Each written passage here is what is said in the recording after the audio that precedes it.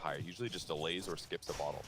It's a bit interesting, but he just loves to pressure, and these items are going to be a little bit better for it. All right, well, it looks like they're trying to move around here with the lanes, trying to not give the advantageous setup as KZU is going top here.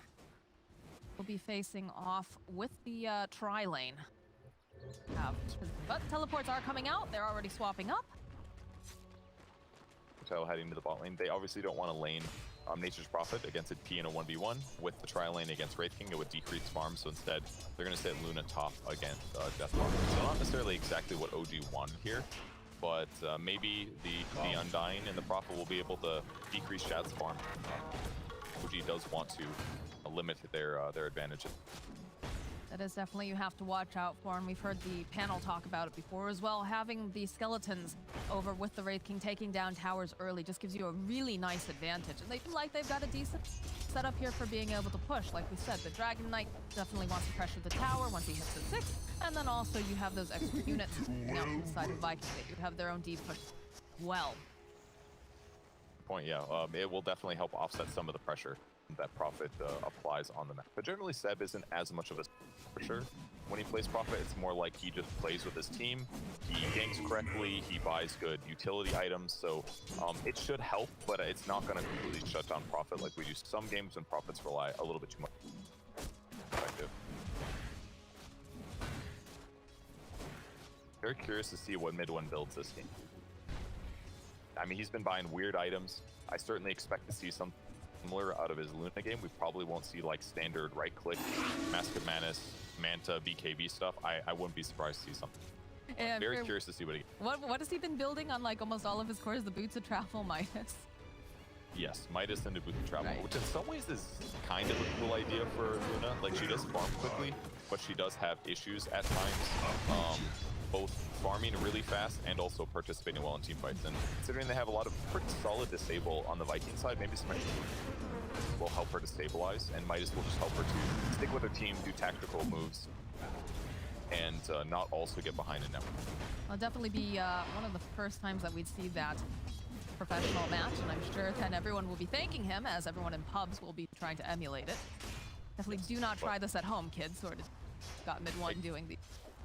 Exactly. But again, midone makes very good teamfight decisions. He dies less than a normal carry, and that is why it is okay for him to cannot die less than midone, then not fine. Otherwise, we're going to be reviewing your case on the Overwatch live Dota 2 court here at DreamLeague. I'm going to give you a not guilty, but you know, I understand your teammates. You're not part of the court. Doing a great job with the Undying against the... This is one of the nice advantages of having Undying. There's no lane him against like an offlane strength here. Ooh, damage top. Oh, yeah. Oh, the nice save though here from Aramis. Looks like mid-1 to be able to get the final hit off over here onto KZU. Be a little bit careful. They've got the Spirit Siphon Crypt Swarm coming out. They do enough damage. It's looking like they're going to try to man-fight it out. KZU goes down mid-1. Getting the kill with 60-something hit points. Aramis now to run away. Not quite enough damage here on Saksa to go and get that kill, but we'll force him back. Little too overeager there on KZU's side. Thought he could get mid-1, but with the Fairy Fire and the quick magic wand that built up this fight to the death. Luna is a very good fight to the death type hero. Here it is again. Earthshaker pressuring correctly. KZU walks in to get some damage in, but Fairy Fire, 7 stick, and all of a sudden, a lot of heal. And just the right click you get from your aura, plus the 150 damage nuke every 6 seconds is a lot more than most carries output. He's got decent armor too, 8 base plus the Wraith Fire, or the Wraith Band. He's looking good. Pressure top, take a lot of damage here. I feel like that's one of the big weaknesses with the Death Prop.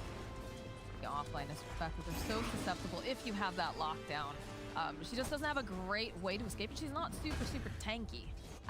Yeah, she is fast, and her strength is raw strength is pretty high, but you have to definitely be careful. I think the other issue is that you just don't have any control over whether or not they run away from you now. Spirit Siphon doesn't slow people anymore, so other than being fast, you can't just like run people down over these long distances. You do have to be pretty careful when you do like that. Interesting to note now that we do have the 5-minute rooms that came up, and still not a whole lot of action. Some pressure being placed on No Tail down there. A little bit of fighting over at the top rune spot, but they've already snapped it up. Aramis juking around the corner here. KZU will throw out a couple hits. OG doing a really good job just pressuring whenever they can. Because they are going to win in these scenarios, especially with level 2 Lunar Blessing. Both of these guys have 15 bonus damage, so every time they go in these two, it's going to take a lot of damage. So I would say that this lane setup for Viking, this is one of the issues. Like, yes, Earthshaker can fissure them when they go on them, but they're still taking a lot of damage between the lift and the Lucent Beam and like 4 or 5 right clicks from each hero. So this lane setup is looking pretty good for OG, especially because they also have the Undying laning against Wraith King on the opposite side of the map and decreased damage and making it harder for him.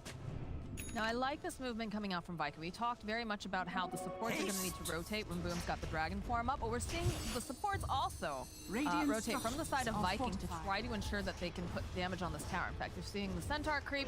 He's tanking a lot of these hits. They've got the Cardi off to the side. Put some damage down. By Seleri. Instantly enchants a new creep so he doesn't get the last hit. Once again, under tower is the perfect creep to have. It's going to split into more things to tank, and Boom just gets so much damage onto the tower here. Really well done with that Enchantress rotation. Topson's just going to clean up the wave, though, and still, you know, we talked about rotations, and the rotations coming up from Viking are just very, very nice. Kind of anticipating the fact that they were probably going to see ports, and it made a little bit of space here. His courier did die during that, though. Looks like it's does not. Man, they're so happy with how much the tower here. Earthshaker probably dead here, though. Yeah, this is not looking good for him. He's going to go down. Mid-one gets the kill. And KZU is going to get hit with the Lucent Beam, but should be able to walk away. That was just an insane amount of damage to the tower. The enchant rotation with the double creep while the catapult was there. Really well done with their first Dragon Knight ultimate. To put pressure on the map, open things up a little bit, make it easier for Viking to go for ganks later. They don't have the best ganking heroes. That's one downside to this early tower kill, that they don't necessarily have the best heroes. Pressure counts in a really strong way, but either way, mid one's still having an excellent game on the top lane too. They're make KheZu's life hard. His net worth is not looking so good. Maybe we'll see another Dragon Knight ulti used again mid, so No Tail rotates to try to deal with that a little bit. But they've got Eclipse on mid one, so KheZu's got to be careful here. Certainly killable. See that he's hanging back quite a bit. Does have the Earthshaker hiding off the tree line. In fact, there's the lift right back. The Eclipse like we talked about. Fissure comes out, but it doesn't matter. Wrath of Nature comes out from Seth and cleans up on KZU.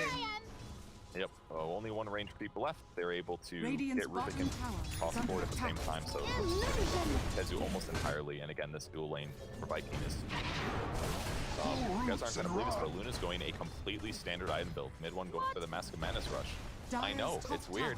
Is this really mid one playing? Hard to say. Maybe it's a stand-in. Could be. We've seen enough of those. Oh, they get the kill on Shad's couriers. Topson with the Dream Coil looking to finish off over onto this Enchantress. One more hit should do the trick. Down goes Seleri. Short-lived creatures. Be happy with that. And he gets a couple of earn charges to boot. Took a little doing, but yeah, the 2 earn charges are going to be great. They end up denying the towers, so yeah, the tower pressure goes really solid. They lost mid tower 2 points here, where that one died, but it's gone. So Viking not necessarily doing the best in their lanes, but getting the double tower kill at this point. Top though, he wants to get a kill here on the Luna. He doesn't have his ulti. He's gonna get spotted by Saksa. Not sure if everybody's quite in the right position just yet. Okay, so using the exorcism, look at the teleports coming out now. No Tail joining top. Sun's gonna come out over here onto the Rubik, and they have the tombstone as well. There's a lot of ghostly daisies dancing around Seth, TPing in over onto the back lines. Aramis is gonna have to TP out. KZU and now Boom. They've attracted a lot of attention here. It's not looking super great for Boom, as he is gonna have to try to teleport out. I don't think they have the stun though, so he's gonna be able to leave. The exorcism has gotten used though, over here on the side of Viking. Yeah, not super bad at all for OG. I'm sure they would have loved to have one more kill there, but Tomb was obviously fantastic. Very little chance that they can fight through that, but KheZu's able to get away from the zombies long enough so that he doesn't get slowed. But Exorcism being burned is a big how OG's going to pressure this tower, and it looks like Seb's going to clean it up. He's got his little tree ants. Of course, those are the baby ones. We are not at the big boy stage just yet, but that will become an issue later on. I have taken up. Fissure's gonna get used. No Tail. Try to walk away. Seleri is here though. Has the impetus. They'll go to use the Dream Coil. The Silence getting used over here onto the side. They'll be able to take down KZU as Aramis just stuck in the trees. He has no hope of escape. Down he goes. Mid one gets a double kill. I came here for No Tail might die to a creep. It's really close. Are scanning. Running for his life. Okay, he's gonna be okay. Oh, is he greedy? Is he gonna go for it? No, he's scared right now. He was like one hit away from dying to that ghost streak, but he ends up escaping. That was dangerous. He's just gonna moonwalk out like a cool kid. Yeah, took his time though. He's playing it safe.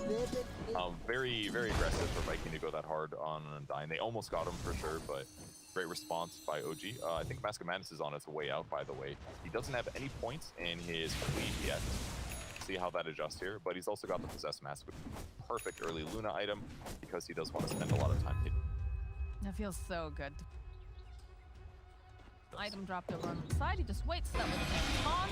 Bottom lane, more pressure being placed here. Seleri trying to run away. Cannot outrun Topson. Presumably a pity. And knows what heroes he can kill, and it's basically Earthshaker with a little help or Enchantress because Enchant isn't 6 yet. No untouchable. It's just a really easy kill every time right now.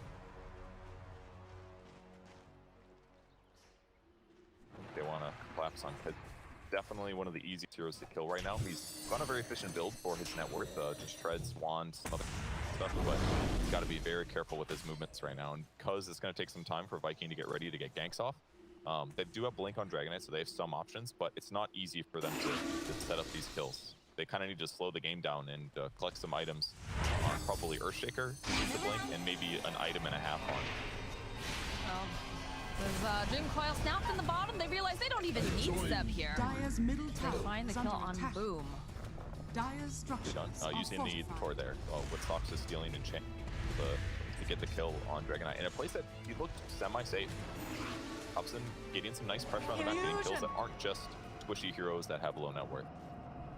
That Urn Rush was very, very nice to deal with what the Dragon Knight has going. My question, we've been seeing more and more of the Death Prophet in the off lane. Has it just gotten to the point where teams have figured out what to do to really slow it down and make it less of a threat? Because I feel like the last couple games I've watched with the Death Prophet in the off lane, they've had a horrible time. It's not easy always just because of her lack of disable, but on paper she does look like a pretty decent hero. Like she's a hero that doesn't have much outplay potential right now. Like you don't slow people's Spirit Siphon, so you have to like ulti people to score really big kills. That's what makes it hard. Maybe. Seb, the blink forward, Dragon Tail comes out, they'll use the Exorcism to slow him down. They've got the damage, so they do manage to find a kill on Seb, and they can put some pressure on the tower top. But as I say this, over in the mid lane, Radiant's top tower is under attack. efficiency Dota here coming out from OG. They realize that they can use some nice damage themselves. Dream Coil gets used over here on Kaiser. They just have so much damage as they go, and they just burst him down as midone finds yet another kill. No Tail trying to punch over here onto the Enchantress. It's a bit slow on it, but Topson is much quicker here. He does trail after Seleri, and then decides, nah, we got the tower. We're good. And Midwin's going for a little damage on tier 2. Yep, he might as well. If he just does this by himself, it's not that big of a deal. He would have to worry about getting ganked, I suppose. But instead, he's going to do some jungling in this area. A little scary for sure, though. Got to be careful with this whole team running top looking for Boom. He might spot him with the orb. Oh, they do. spot him. They see him. He can't blink for 10 seconds. He does have a quelling, so he can get out a little bit, but they can do some checks here. No quelling for Undyne, unfortunately, and yet be able to get out. They spot him, but they don't have the Dream Coil. Mid one shifted to go push out the safe, and so no threat to him. But they're just playing basically really high-paced Dota this game. They generally do this when they have Prophet because they know that they can tempo the game so well, and they're slowed down by almost nothing here. Having Undyne, he's always ready to go basically with Tombstone. Topson's rushing E-Blades so that he can get as much kill potential as possible right now. Now they're trying to get Boom, trying to finish off that kill they want. Well, looks like they'll find their prey here. They go up with the Orchid to lift the top back. They have the Stolen Spirit Siphon, and it takes a little doing, but eventually Seb will slay the Dragon Knight. Not going back in. Hits over here onto KZ. Topson just playing around a little bit. Red King stunning any of those people is going to put them in a dang spot, but for now, great space creation by OG while mid one continues to farm. An efficient build, the normal stuff here. Gonna probably go either S and Y or Manta. It looks like a Manta game a bit. You can silence, DK stun, you can dodge those out. Might be in trouble. He's okay here. If he's on the other side of the fissure, it's a little bit scary. But look at Seb already making his rotation. He had the Orchid online. Seleri and KZ are nearby, but they're very close to the tower. So, like they'll back off a moment. Lots of teleports coming down. They look like they want to fight, Purd. Good vision for Viking at the moment, though, but we'll see if they can deal with that. No Tail is not here. It's going to make fighting very difficult until he gets here with the 2. But No Tail has not purchased boots yet. He tried to buy a second Windlace, making a mistake here. No, he's going to bring it out. All right, 2 Windlace Undying. Who needs Here boots? we go. He's got other perfect items for his circumstance, but damn, I don't know if he noticed. We'll He's see. queued it up, I think. We'll He see. knows. He's right. figured it out.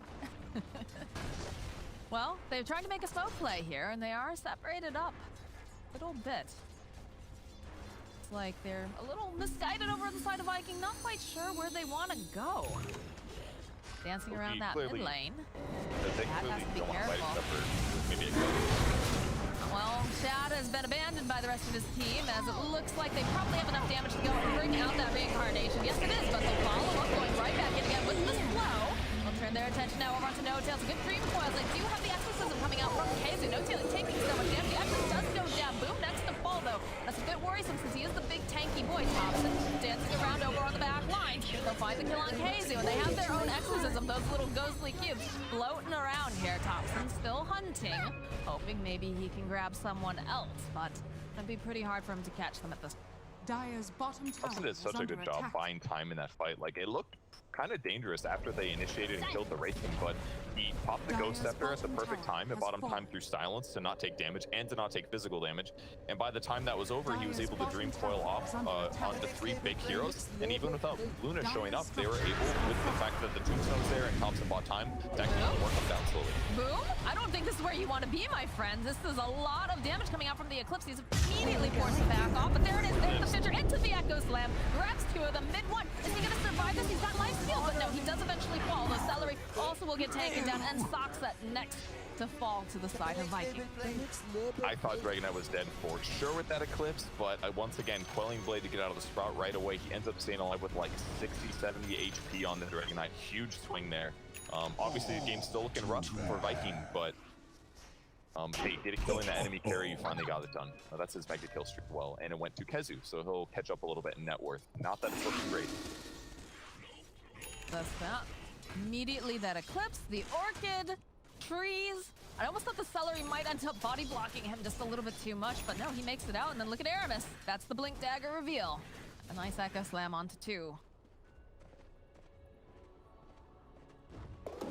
Some space is collected for them. That's going to buy the Red King a little bit more time to get his relic. It's about 50 gold away right now. So he's getting there. Radiance is certainly going to help against all of this stuff that OG has. The fights are a little bit elongated at times, so need to buy time for him. Which is going to make the tempo go up. It is, and I believe it was Kyle who was on the panel. He said, you know, the first person to get Roche is going to win the game. And right now, OG, they're really, you know, putting the damage down, getting this Aegis here. They don't have to worry about Echo Slam. They don't have to worry about Exorcism. It's the perfect time. So mid 1 gets himself a nice Aegis at 8 minutes in. Another cool thing about the Undying here is that not only does he stabilize your lanes and give you really solid gank and team fight in these early skirmishes, but his ulti amplifies the damage you deal by 25%, making him a pretty capable Roche hero, actually. Normally they would have struggled a little bit too much here. In the meantime, mid 1 is almost finished his BKB, so the next fights against Earthshaker are not going to be nearly as dangerous. That should help. Wow, he actually sends the Van Brace back. He wants to keep possessments. Surprising, but That life steal, though. I mean, it's only 7%. I can't tell. Okay, he's using Growbow. That makes more sense. Amplifies his magic damage, gives him more attack speed. That makes the Van Brace. But I think Van Brace is definitely better than Possessed Mask. He's already got some life. Well, I'm not going to argue with mid. He likes to do things a little bit wacky sometimes, but it seems that they always seem to work out. Not this game. Everything's very standard the way he's playing. Except for that Grove Bow. No. I like the Grove Bow. I said I meant Possessed Mask over Van Brace. Oh, okay, yeah. All right. Well, Grove Bow makes sense. Makes a little more sense. All right, well, Seb pushing out the bottom lane here. Aramis just kind of hiding over in the tree line for that experience. It's a lot of movement in that top area. Is under attack. And out to the side of OG. Fidger comes out, though. They do spot him. And they finish him off. Teleport's immediately coming out now from OG as they want to try to punish this. They're going to be quite quick enough. He's up on Luna, though. No engagement, but they keep Prophet alive. They need to buy a little bit of time till he gets BKB before he can fully commit to these fights. So not too surprising. But with the map control they have with the Aegis, I'm sure it's ready to fight very soon. Especially with an Arcane over here on Puck. Topson would love to skirmish anytime that the rest of the team is... Up on Aether lenses too, as well. Interesting. I've seen this a couple times. I think Boom was the guy that got an Aether lens on Puck and ended up spell from like a Yules or something, but clearly seems like a popular build. I mean, being able to Dream Coil from farther away is great. Being able to go farther with the Waning Rift gives you more options, and it's going to help make him get away with the fact that he doesn't have a blink. I like their movements, the way that they're sweeping through the area, trying to clear it out. They're using mid one as bait here. Blade gets used over on the side, though. A little warning shot here from Topson. Oh, damn, they stole Vampiric Spirit. Watch out. Oh man, all that lifesteal. How do you stop Dire's him middle now? tower is under attack. It's not even an aura anymore. I don't. It's like it just works on. God kills Well, creeps now, Saksa. spawn some skeletons. Yeah, watch out. Here we go. Being placed over on the mid tower, and they really can't do anything against mid one here. Slices through Dire's the tower, middle slices through the tower creeps, has gets fallen. the little heal top off here from Dire's No Tail. bottom tower is And under the pressure's attack. on in the bottom area. Two-pronged attack. Looking pretty good right now for OG. Smoke coming out, though, from the side of Viking. Can they get anything from this, though, is the question. Got Radiance on Wraith King. He wants to run into this, but running Dire are uphill into the scanning. Tri-Camp is really hard. Dire's bottom scanning, tower spotting heroes has there. They fallen. just know that approaching that way is going to be tough, so Yeah. they're going to try to see if OG will Oh, lead but the orb this Tri-Camp. potentially. All right, well, they have Unless a party both breaks hitting are not their Dire's bottom hitting tower their is tower under over here. attack. Mid one's got an Aegis. He managed Radiant's to get a courier courier has been snipe. Catapult. Dire's Good. structures are fortified. To push. Treants are going to Radiant's tank top most of tower this is split under shot attack. damage. They have a ward Radiant here. They structures. know. Seleri so far forward here. Rapid nature plus the Dream Coil over on two. Looks like they should be able to take down Seleri first. Over on the back line, so they split it up so nice. In case he tries to teleport out, he's not going to be able to. They have the Lucent Beam, and they're just chasing down Boom on the back lines here. Keizu eventually to fall. Radiant's That top was so tower smart by is OG. under They attack. knew that the most vulnerable place to get attacked from is the back. They hadn't seen anybody on the map for a while, except for the Wraith King. They anticipated this. They had the ward and the sentry, and Dyne was perfectly positioned. And then they Dream Coil to drop the tomb, and then their opponents are forced to fight. Luna might Yeah. lose Aegis here, though. Yeah. I don't know. Maybe one more hit. Okay, there it is. There's the Aegis gets burned. She'll be right back up again, and she should be able to walk away unless Boom follows up there with the Dragon Tail, followed up with Great Fire Blast. Echo Slam coming out over on the back line. They do manage to take down mid one. It's a lot of damage though over on Geotaker, trying to run away. He will eventually pop. BKB coming out now from Seb. No Tail tries to run away, tries to use the whip to his own advantage, does get chased down by Seleri. All right, nicely done. They lose the initial team fight, but mid one playing way too aggressively in the high ground, gets stunned under tower. Aegis gets burned, and that gives them the opportunity to finally commit all of their big ultimates and kill him. So, misfire there by mid one. Rare mistake. He does finish his Sanjin Yasha. Human up a butterfly. We're going to see the replay once again. Walks high ground, finds a random Wraith King here, and yeah, there is the evidence that Luna is a bit of a squishier. He's got 18 armor there, but his raw HP was only like 1500. Partially because of his itemization. Before he finished the SNY, his only strength items were basically a wand and a Black King bar, so that is why he was so burstable. Such mimicry. He'll be sitting a little tankier next fight, and status resistance be higher too. Man, No Tail tried real hard to keep him alive that entire time, but still was having some difficulty with the amount of damage. Shard was the next item on Earthshaker's grocery list, as it should be. And we do have the Shard picked up now on Rubik, where he's able to lift his own about safety and whatnot. How do you feel about that one? This one.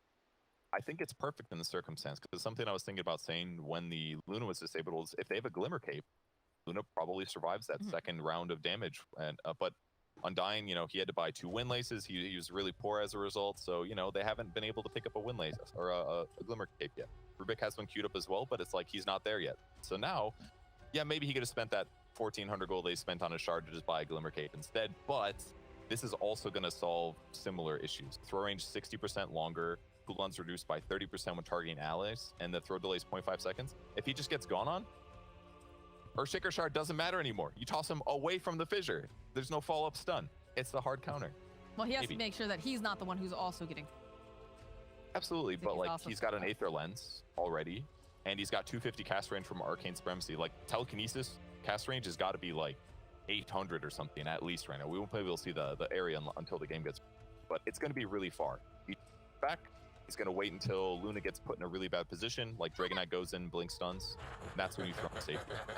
And then later on, they'll follow that up with Glimmer. Our observer's trying to show you the about the area that he. Trust them. You don't trust them. I mean, they can estimate as well, but unless I mean, not the cast You need range, cold but hard, you know, facts there. You need to have the actual measurements. something like that. Yeah, it's not always accurate. The cast ranges get. That is true. I think this one will. Got a decent Great Fire Blast, so he's looking. The effective is great cast range. It will invade and reset the game. They still have a net worth advantage, of course. Seb finishes KB there. I don't know if he has another item coming out or he just has no money. Appears that he just has no money. Well, that's a feels bad, man. All right, Purge, moment of truth here. Tell me your estimations. Who's got the higher win probability right now? Oh, looking. Oh, look, yeah, you can't look. It's got to be OG, sure. Okay. But what's Am I the wrong? percentage? I don't know. I'm not in charge of the observer, the camera, or anything like that. We're taking a nice stroll in the Radiant Jungle right now. I mean, we just got them to guesstimate the range telekinesis. I'm sure they could also press one hotkey and check the probability.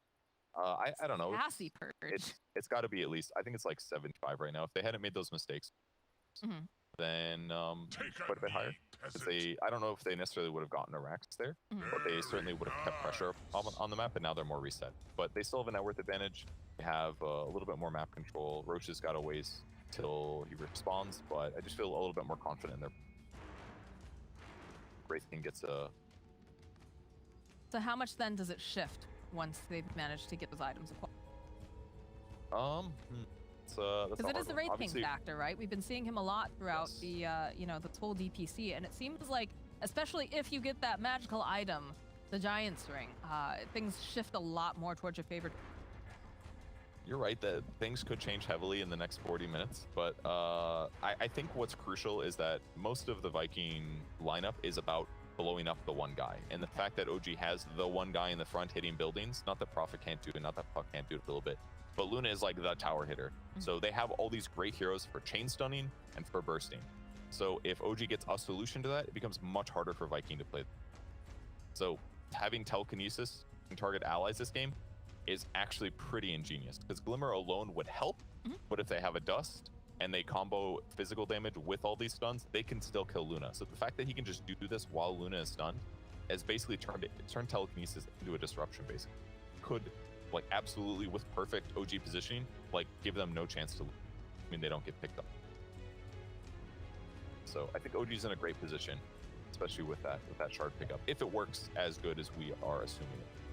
We're doing a lot of theory crafting here, obviously, but it would be pretty neat to see if, the telekinesis shard option is indeed, something that could be used and save your cores from the Earthshaker shard itself, because it feels like there's not a lot of solutions to that aside from like something like tanky. But my other question too is that, Keizu having a really rough time on this Death Prophet, what does he need to be able to do to become a little bit more relevant here?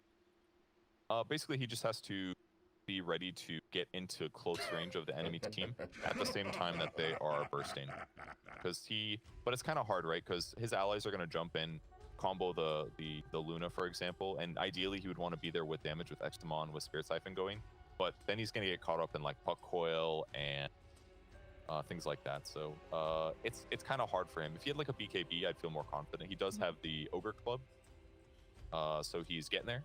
The Ogre Axe, excuse me. Dota 1 name. Oh my god, unforgivable Purge. But once he gets BKB, it'll be a lot easier. To wait till his allies find a good initiation, ideally a fissure on 2 to 3 heroes where totem follow up and he runs in at the same ulti off on and BKB active, and then he a whole bunch of damage. That's maybe the solution, right? Yeah. Watch out for the Rubik telekinesis, slap a silence on him for that 6 seconds. Yeah, but he's got to just, like you said, a lot of it comes down to the position. Feels like any time that Keizu goes a little bit forward, he's immediately blown up. Yes, and that's because he's behind. He's got great items for this context, though. Lots of magic resistant cloak. The talent that does the same thing. He's got essence. He understands that like he's just trying to get as tanky as possible right now for as cheaply as possible. But it doesn't, you know, in a normal circumstance where it's not worth it quite as low, it would be. Then, so it does feel like Viking has to play a little bit of catch up here, but unfortunately for us guys, we are having a connection. So we're actually going to toss it to a break. I know you guys are all very disappointed. We're very excited to be watching this game, casting it for. But we are going to just short break here, and hopefully when we come back, we'll have more of the Viking versus OG.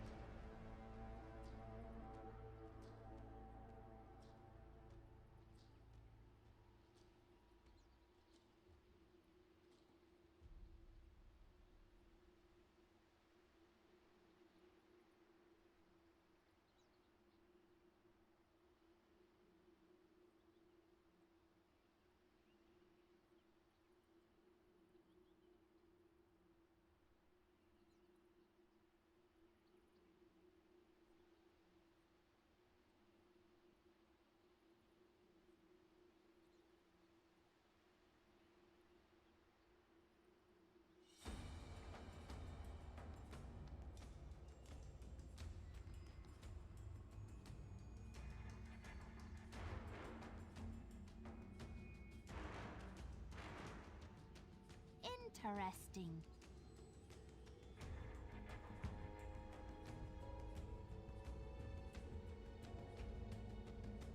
Shocking. The next label play. The next level play. It was your own damn fault.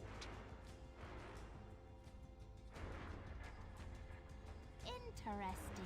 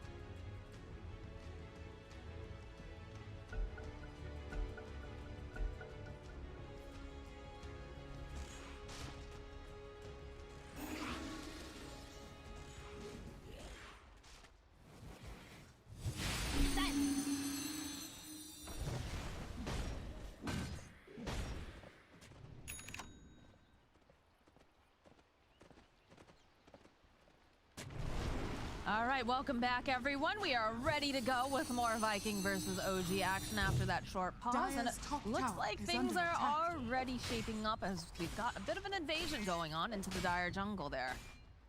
Yeah, OG basically just instantly smoked. They put a sentry on the cliff. They put a tombstone down mid to push it out, and they're basically just doing this to make sure that Viking can't pressure at the same time to take the tier 2. So everything's looking good. Something BSJ pointed out to me during the break was the Shard on Rubik. If you steal Fissure, it also gives you the Earthshaker Shard, basically. So it'll allow him to proc Aftershock with either Telekinesis or they're going to catch Enchantress over here. Yeah, That- Seleri. It was a little bit of a hopeful move here. They still have the vision on her. I mean, they can't really hit her that hard, right, with the Untouchable, but they can burst her down. And in fact, that's exactly what they're going to do with a little assistance from Topson. I don't know if that counts as bursting. That was like slowly completed a task over the course of like 4 months, and you feel really good about it. You call that 4 months? I didn't think it was that long. Considering it's a 5-position hero, yeah, that's the way to stay alive. Boomer Cape, the raw HP. Find some time. He wanted to keep blocking the Ancient, because he doesn't want those stacks to happen while they have really good control of the map, because then it's going to just make sure that Luna has way more farm. Some big boy items picked up, though. Bloodthorn just completed now for Seb, and of course we do have the BKB on Shad now. He's making his way towards this Nature's Prophet. Up here, turns with the BKB with Bloodthorn, does a decent chunk of damage here over to Shad. Not sure if he was quite expecting that just yet, and you can see the other members of OG making their way down to help out their Seb. It's totally fine. I mean, they forced the BKB out. That's absolutely what they want. It's really an early Bloodthorn, though. But some ways, like, it's going to help them close the game out faster potentially, because if they do catch a hero out of position, namely Death Prophet or Wraith King or Dragonite, they're just going to do infinitely more damage, especially because think of the combo. This is a cool combo. Lunar Blessing gives everybody 35 more bonus damage on your team, so everybody's already hitting harder. And then with Bloodthorn, everybody's getting guaranteed crits for 30% more damage on top of that. So that's a big damage amplification with combo the Lunar Aura with Bloodthorn. Oh. So probably the reason they rushed it. There's the initiation. They immediately spot out No Tail, so they'll be able to remove him from this next fight if they're gonna go in for one. It's up. This must be. No buyback for Undying, so if they can slow this down, it's going to be hard though. Seleri's already got wards in position. They scan it, they see it's up, but yeah, it doesn't look like it's going to be really hard. I mean, it's so scary, right? Especially Dragonite. All right, boom, making some moves over here. They're gonna just try to blow up Saksa if they can. Needs a little bit more, but they will find it. Mid one here, trying to just put some more damage down. BKB does get popped on. Boom, as Keizu, they managed to go and finish off the Roche. And will get himself an Aegis. You know, all things considered, not terrible for OG. They do lose Rubik, of course. He gets stunned for actually 4 months, but the big thing is they pop BKBs and big cooldowns on that enemy team. Still Echo Slam, but this would be a great time for OG to go take a fight once Rubik is up. The double damage rune over here spotted by No Tail. He's gonna snap that up. Be good neutral items for right clicking. Cloak of Flame.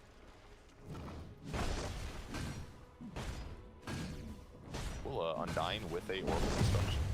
Do that often, but he's gonna be slowing people when he hits them anyway, so just another way to amplify damage here. Factory completed now for the puck. Really low cooldowns on his spells. 4.5 second phase shift, he's just gonna go be aggressive. In map control, level 20 stuff for Wraith King. He's also got an Elven Tunic, so this is a really nice advantage. 421 movement speed out, even turning his phase on, 500 movement speed with phase on. It's gonna help make up for the fact that he does not have a Blink Dagger. It's coming out though, isn't very it? strong. Okay, he also has a Blink Dagger. My point is moot. It's alright, Bert. He's just gonna be very speedy. You gotta go fast. Radiant's bottom It is important tower that you is can under initiate attack. instant, right? If you walk in and Puck's able to Dream Coil you, then your damage isn't there to follow up on the chain stun that your allies are doing. So definitely important that he has Blink Dagger to follow up and to try to burst on these important heroes. It is nice to be able to follow up, especially once your Earthshaker jumps in, Radiant's once bottom Dragonite tower has is jumped under in. attack. You gotta be fast on your Radiant feet. structures are fortified. And we'll have that for the engagement. And I feel like a lot of the times they're trying to, I won't say hunt Seb, but they're trying to take him out of the equation because he's just doing things like this, right? Purge constantly, you know, popping up in the lane, Radiant's putting bottom more tower pressure is down. under attack. Very Top annoying network right now. hero.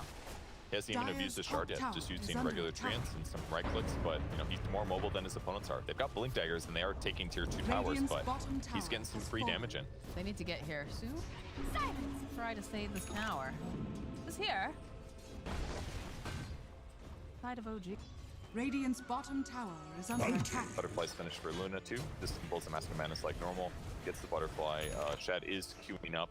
He queued up MKB before actually. Now he's queuing up Abyssal Blade. And again, this is the same Wraith King problem we see against Evasion heroes right now. MKB just does not do good image like it used to, and as a result, it feels bad to buy it.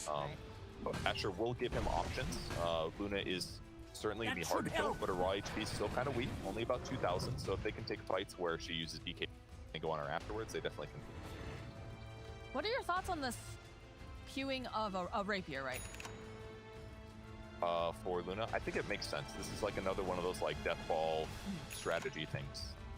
They can just win a fight, they're gonna end the whole game. Ooh. But Midone's got to be careful here. One has to be very careful because the Fissure, the Blink forward from Bolden, and plus the Echo Slam. They just obliterate mid one, and now they're gonna chase after No Tail here. They even use the Exorcism. Well, it does get snapped though on the side. To go and catch him, they need to stun him as well. He's hiding behind this tree, so he is gonna get out alive. Radiant's Reaper's middle looking tower less good is right under now. attack. I don't know what it is, but that looked a little bit rough, the amount of damage that was. But yeah, very burstable. The one hero that could have saved him would have been Rubik. Within range to do the allied telekinesis. Even then, probably unlikely, because that was a lot of hate. Hitting one hero at the same Radiant's time, top you can tower tell is you a under butterfly. attack. Like sitting low ground, kind of dangerous anyways, but range fissure, stun follow-ups, they throw everything on it. Radiant are scanning. They got the burst. Radiant's top tower. I mean, to has be been fair, you know, that denied. rapier, if she was picking that up at that point, she would not be playing that forward, right? That's not Probably not. playing that fast and loose. A bit of a shock. Either way, I mean, they don't necessarily want to fight them anyways. Kind of a dangerous thing. They still have Aegis. Yeah, they do still have Aegis on Dragon Knight, so they're not even going to fight right now. But midone just getting a little bit too aggressive on where he farms on. And the net worth is getting pretty evened out. The one hero that was lacking before was Death Prophet, but he's really good right now. He's got BKB at 10 seconds, and he's got a play mill. So Death Prophet is basically at survivable moment, the survivable moment you wanted, so that you can run in and do a bunch of damage. And solid. Maybe it's time to Prophet Rad at this point by the Shard. Well, that was the thing that, you know, before we split to a little bit of a break here, you know, I asked, what do they need to have online? You know, what do they need for the side of Viking to kind of ground? And BKB is going to be very important over the Death Prophet, getting some more items over on Wraith King, obviously. Shard. So now that they have that, they're making more and more headway here, but is it quite enough just yet? It's looking pretty solid, honestly. Like, Dragon Knight's following off. Actually, his net worth is still decently high. He's picked up AC as well. That means Wraith King does not have to buy it, so he can be a little bit quicker into his next item. And I don't think that's a big deal at all, because the carry on the enemy team is the Luna. That's more of like an AoE type carry with hybrid magic and physical. So, like, I don't think it doesn't matter for Wraith King that he doesn't have as much raw armor as normal. So they're actually covering themselves really well with the itemization. God. In a way that's going to allow Wraith King to be. His net worth is going to feel higher impact. They have Abyssal, and Armlet, and Radiance, and BKB. Oh, the fissure, but immediately the follow-up here from Topson. Got the Doom Coil, and that Wrath of Nature does Always so got the much fissure. damage. He steals the fissure as well, so the Wraith King will go down for the first time. The rest of the team standing nearby. BKB comes out from Shad. They've got no way to cancel out this TP now, so out he goes, and the rest of the team just fling. Nice long fissure, though, from Saksa. KheZu, he's going to be forced to pop his own BKB and have to go home. Again, with this fissure and the Shard on Rubik, anytime he fissures somebody, he can use Fateful and Telekinesis follow-ups Dire's to middle proc tower Aftershock. is under attack. This is a great moment here for OG with these kills. So many BKBs are popped, and now it's going to be scared for them to take a fight. Letting Rubik have this fissure is a pretty big oof. Yeah, look at that range. Very long. Jump forward here from Boom, but immediately getting silenced out over on the side, trying to make moves on mid one. BKB gets popped, plus the Glimmer Cape, but Boom can't do anything. He's literally just standing there in the trees. This will make their approach over here on the mid one. They use the Echo Slam. Down he goes. Chase is on. The Exorcism does get used by KheZu. They need to go and set up these TPs, and they just don't have it, so they're able to just walk away here on the side of OG, or in the terms of Puck, you know, he can just jaunt away. Aramis chasing after him, but be able to catch him. I was going to describe the Orbs of Steel that mid one had in the mid lane by not popping BKB while at 1k HP, but eventually he does get punished for it really heavily there. Probably expected his team to be able to save him, but once again, Luna just looking like she's a great tower pusher, but she's very vulnerable to this mass burst damage with stuns. And she dies again in a moment where she didn't get to pop her BKB, she didn't get to ulti, and the tower got denied. So OG's still kind of struggling to gain some ground here. Have we seen any successful Core Lunas win yet? At least in our regions. I have not seen it. I'm pretty sure she was like, last time I heard the panel talk about it, she was something like 0-4. Yeah.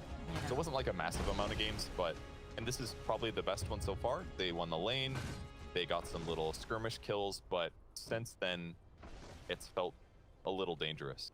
Their opponents have stuns and so many bursts. So much burst that it's difficult to pop BKB at the right moment. And he's queuing up an Axe, knowing that, like, being to this, like, death ball, I'm ahead of you in net worth Luna thing, it's not going to happen anymore, especially with Wraith King, like, 4k ahead of you in net worth. He needs to be able to, like, distribute the fights by ulting, and hopefully, like, it'll be like they bait out BKBs, Dream Coil goes down, and he just drops the ulting and, like, lasers everybody from the sky. That's the best way that he can really distribute before they commit. All right, well, the smoke is up over on the side of Viking, and the hunting do have Roche up. They've got their little over in there, hugging that tree. Oh, walking towards pit. They find the Luna. Can they blow her fast enough? Oh, good save here with telekinesis lift, just throwing her away to safety. Fissure gets tossed out. Glimmer cape, but they have the sentry. 4-step forward. Rip it down. Another Fissure getting tossed out here from the Earthshaker.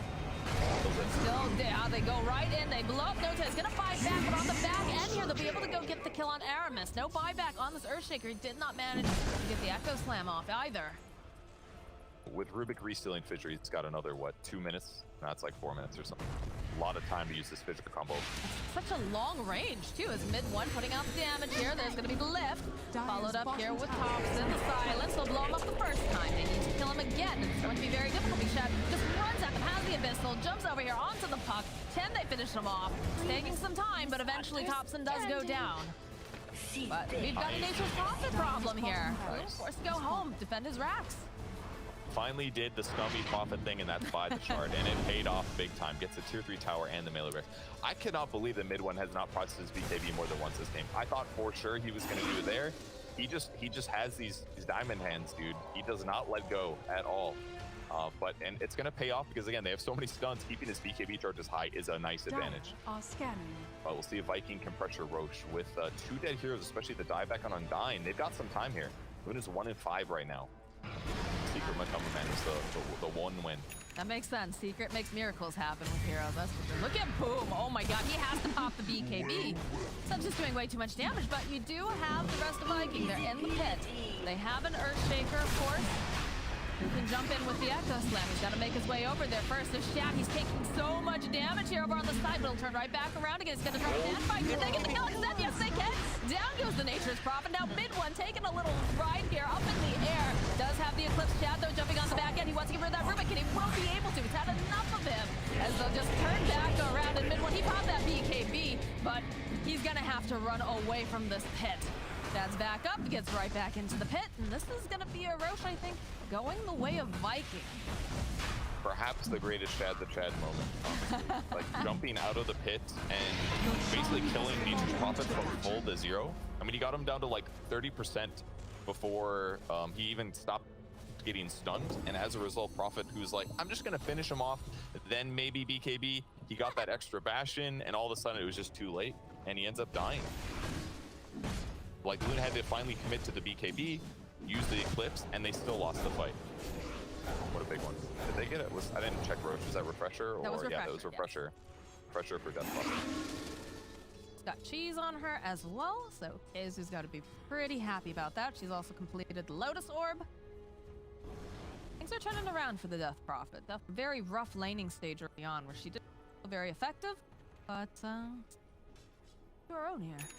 Ooh, they do get the Illusionist cape on Luna. This is probably one of the best heroes to get it on. Like, it's up there with like PL, Terrorblight type stuff, because this illusion is doing 50% of your damage and it cleaves. Like, you can actually push out, so it's like free Manta. It's insanely good on Luna. And it's permanently up. Okay.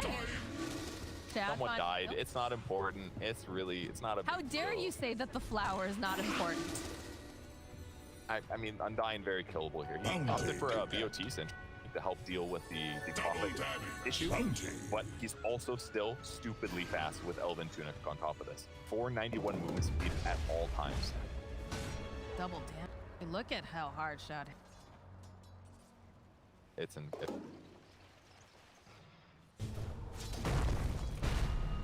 Alright, well, Viking making the plays. It seems like it was just a couple minutes ago they had a 5k lead over the side to OG. It's already shifted to K lead towards Viking now. The tough thing about these like slow kind of push lineups, you can't make too many mistakes when you go for your high ground moments. And because OG slopped it up a little bit, things have gone harder. Purge, they just stole the Luna illusion there. Oh no. The hard counter, Enchantress, she's useful. Well, they also managed to steal some of the big trees as well earlier on, too. But, okay, Shad the Chat is just harvesting everyone's bones. Saksa's, now very dead. I like how Midwin's just sitting up here and spawning his Illusionist escape. Oh, he's so he can go, like, push out lanes. It's not that big of a deal if he's not hitting. And he is kind of vulnerable to be spotted on the map. The way that, Has been killed. The way that Shad is just playing this game, he's having his own time of his life here. Goes, he finds kill on Saksa, Luna's courier comes by with the point booster, just murders that. He's just literally like a one-man wrecking ball right now. The way that anything shows Radiant's up on top the map, tower you is know, under attack. Shad smash. He's doing a great job. And buying all luxury items, upgrades his BOTs to BOTs 2, gives him an extra 20 movement speed in case he wasn't fast enough. And with the Trickster Cloak on top of this, Radiant's better top magic tower resistance, is so he doesn't have under to BKB as much, and evasion built in to make him even stronger against Luna. And he can also go invisible in anticipation of getting kills. Just a perfect neutral item here. Because he's got so many Radiant's damage middle items tower already, is he under doesn't lose attack. much by utilizing. Radiant structures. Yeah, I are like the way that fortified. they're using some of these items here on the side of Vikings. Have the, hold that thought, Dream Coil gets used over here. This is looking like Death Prophet's having a bit of difficulty. Has a Lotus Orb, but she's gonna need some help here. She turns right back around. At least she ate the cheese during that. They'll take down the Tombstone. Shad looking for an opening, finds himself a no tail. He's a big chonky boy, but it's nothing for the dynamic duo of Boom and Shad. And now they'll just turn their attention over here to the tower as they wait for the creep wave to appear. Phase of the game, the OG heroes are not nearly as effective. They lost a lot of advantage from things slowing down. They are split pushing well with Prophet still, but Damage is longer. they really got to slow this down. Almost lifted, but he did not want to get stunned himself. So he held back. Seb. Oh, okay, they go for it with the Dream Coil again. The BKBs come out, so they're gonna try to man fight here. Trying to put down the burst damage, but they can't as they turn back around over onto Seb. This is not looking good for him. He is going to go down, and Shad is just rolling after them here with that Lotus Orb. KZ chasing down over here on the Luna. Does manage to get the catch. Silence, the follow up with the E-Blade, turn right back around again. He'll be able to dispel it. Thanks to the flicker. Very good usage there. More movement speed on Death Prophet is excellent here. Removes E-Blade.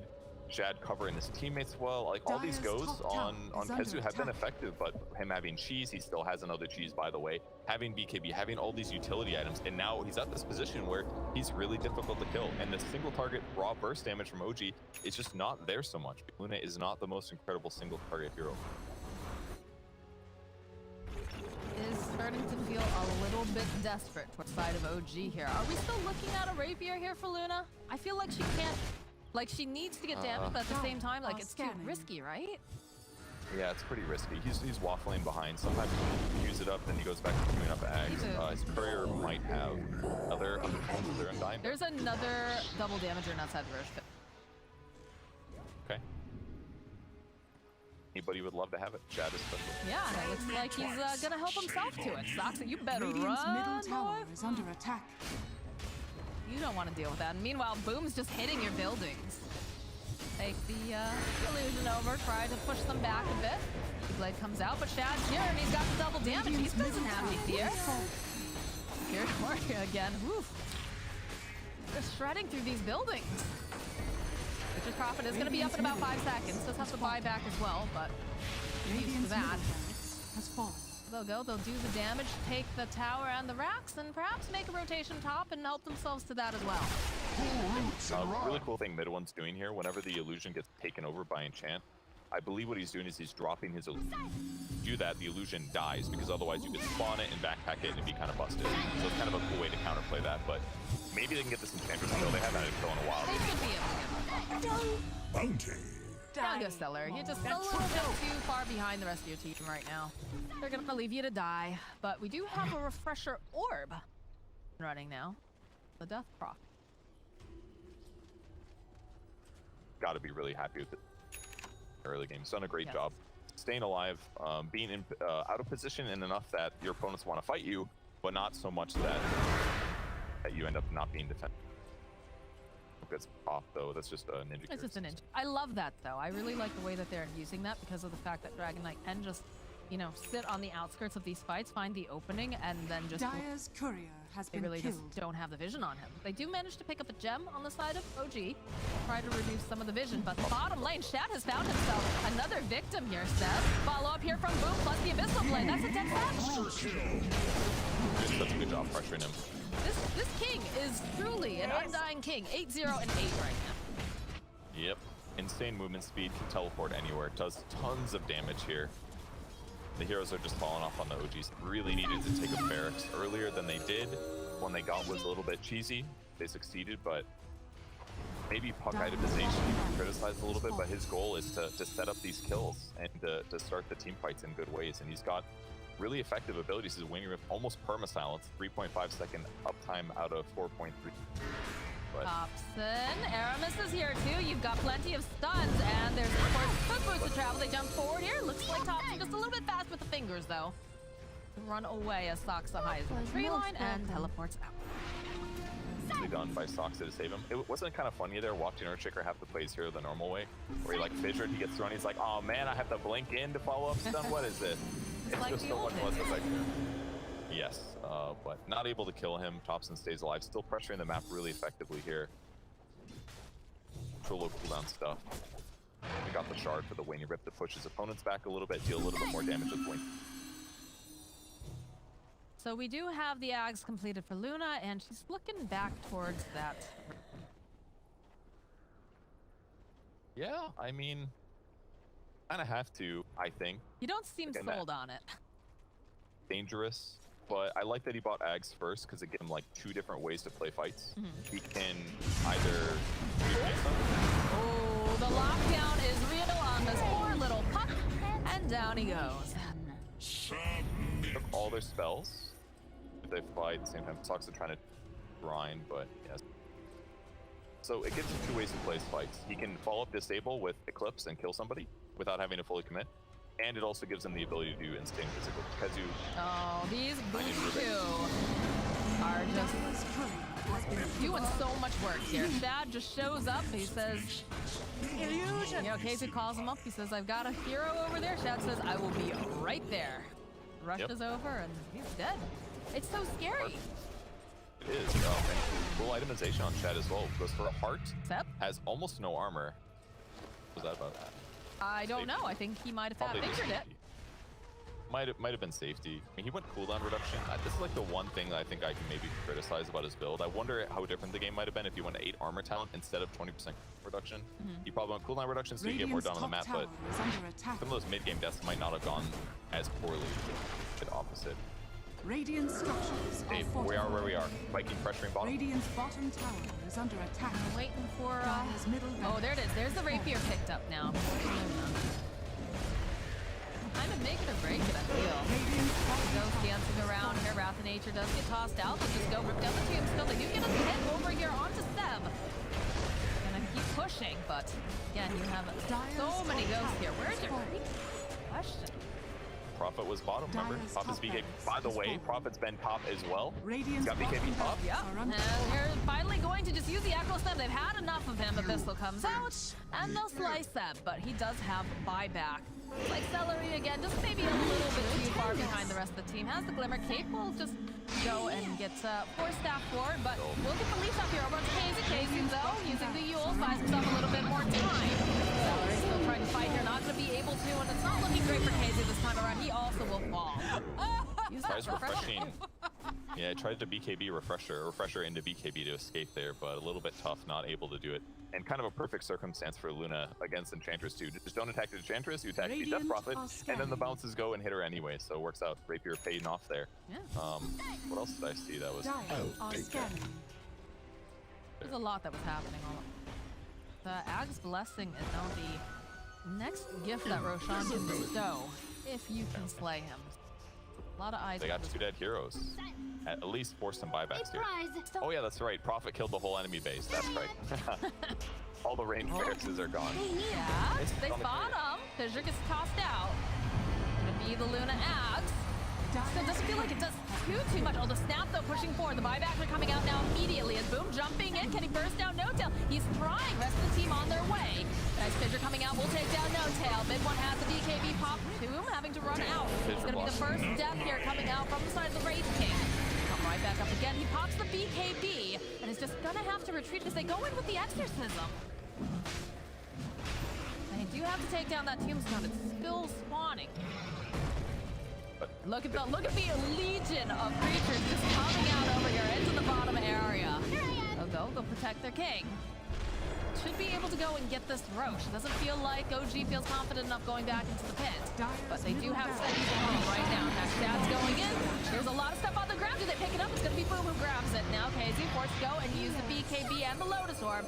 Gotta be a little careful here, but he should get healed up fairly soon as Shad's just chopping down trees in the base. Another fissure gets tossed down. Can they find it? There's the Echo Slam. Can they take down Topson? Looks like they'll be able to take down Seleri's courier, but there's a lot of things going around on the back end as KZ is just trying to flee. Topson somehow still alive during all this. Aramis, though, he's going to buy back. Look at this damage coming out here against Boom. That's going to be the Aegis as it gets dropped down. Seleri looking around. They'll turn their attention now over to the Luna. They need to get enough damage out. They need to be able to man-fight her, and it's not looking like they're going to be able to win this fight. They're taking too much damage.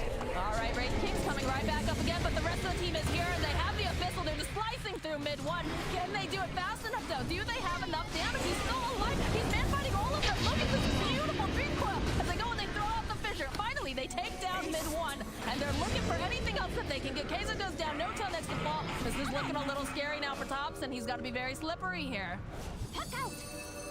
Uses the orb. Is he going to be able to make it out? Are they going to chase after him? It looks like they tried, but not going to be able to go. Get the final hit off. Boom, waiting patiently. Topson, he's got those dancing shoes on, boy. He's juking around, but eventually they find him. They stun him up, and down goes Topson. Buy back, though, here from the puck. And there was a lot of damage that just got placed into their base while all this was going on.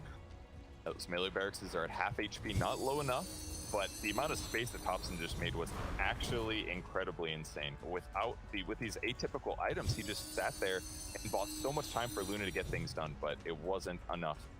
A lot of buybacks. Viking shows up and takes the Rapier away. Very scary moment. Oh, the fissure coming in hot. Shad is here. He's waiting patiently. It's stunned up. They fall with the Echo Slam, though. They know that if they can take down Topson. There it is. There's that Eclipse, but they don't care on the side of Viking. Does a decent amount of damage, but mid-1, he just can't go forward against this. It's too scary. Another long-range fissure. Blink coming in from Boom. They're just going after No Tail. Down goes, Saksa. They'll go right back in. They'll pay attention to these buildings. Buyback now coming out from Rubik. They need to try to force them out of this base, and it's going to be so damn difficult. Another blink forward here.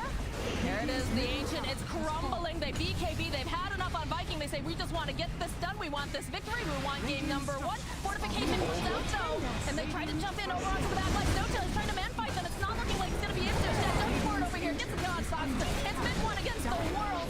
And it's not going his way as the GG gets calm.